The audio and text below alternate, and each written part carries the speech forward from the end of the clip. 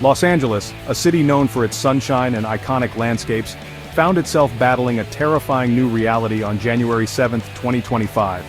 Wildfires erupted, engulfing vast stretches of land in flames. The blazes, fueled by dry conditions and strong winds, quickly spread through the San Fernando Valley and into the Santa Monica Mountains. Multiple fires raged simultaneously, each given its own ominous name: the Palisades Fire, the Eaton Fire, and the Hearst Fire.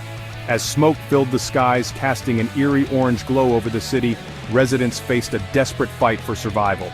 These fires were not mere brush fires, they were monstrous infernos visible for miles. Panic gripped the city as flames raced through neighborhoods, consuming homes and businesses in their path.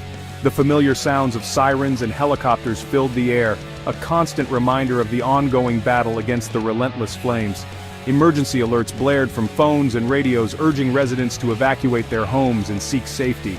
The speed and intensity of the fires shocked even seasoned firefighters. Years of drought had created a tinderbox-like environment, primed for disaster. The Santa Ana winds, notorious for their role in fanning wildfires, whipped the flames into a frenzy, driving them relentlessly forward. Embers, carried by the wind, sparked new fires miles away, creating a terrifying domino effect. The fires became a force of nature, seemingly unstoppable and utterly devastating. The scale of the Los Angeles wildfires was staggering. Combined, the fires scorched an area larger than 60 square miles, an area exceeding the size of Paris. The largest of these, the Palisades Fire, consumed over 23,000 acres, leaving a trail of destruction in its wake. Firefighters worked tirelessly to contain the blaze, but their efforts were hampered by the challenging terrain and unpredictable winds. The Eaton Fire, though smaller than the Palisades Fire, proved equally destructive. It raged through over 14,000 acres, fueled by dry brush and propelled by the relentless Santa Ana winds. This fire, which tore through densely populated areas, was responsible for the majority of the destruction and loss of life. Firefighters made progress in containing the Eaton Fire, but it remained a significant threat. The Hearst Fire, while smaller in comparison, still consumed nearly 800 acres. Though not as large as the other two, it posed a significant threat to nearby communities. Firefighters, however, managed to achieve a high level of containment, preventing it from inflicting the same level of damage as the Palisades and Eaton fires. As the fires raged, firefighters from across California and beyond rushed to help. They faced a daunting task, battling multiple large-scale fires in difficult terrain under hazardous conditions. The fires tested the limits of their resources and their courage. They worked day and night, risking their lives to protect lives and property. The question of what sparked these devastating wildfires quickly became the subject of intense investigation. While the exact causes remained undetermined, several potential factors emerged as areas of focus. Human activity, often a culprit in wildfires, was high on the list of possibilities. Investigators explored whether discarded cigarettes, unattended campfires, or even arson could have played a role in igniting the blazes. The role of utilities came under scrutiny as well. Power lines, known to spark fires under certain conditions, became a focal point of the investigation. Southern California Edison, the region's primary electricity provider, faced scrutiny and lawsuits alleging that their equipment might have sparked the Eaton Fire. The company, however, denied any responsibility, maintaining that their equipment had been properly maintained. Climate change also emerged as a significant factor contributing to the severity of the wildfires.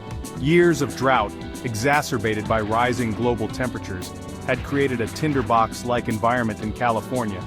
The dry conditions and high winds provided ample fuel for the fires, allowing them to spread with unprecedented speed and intensity.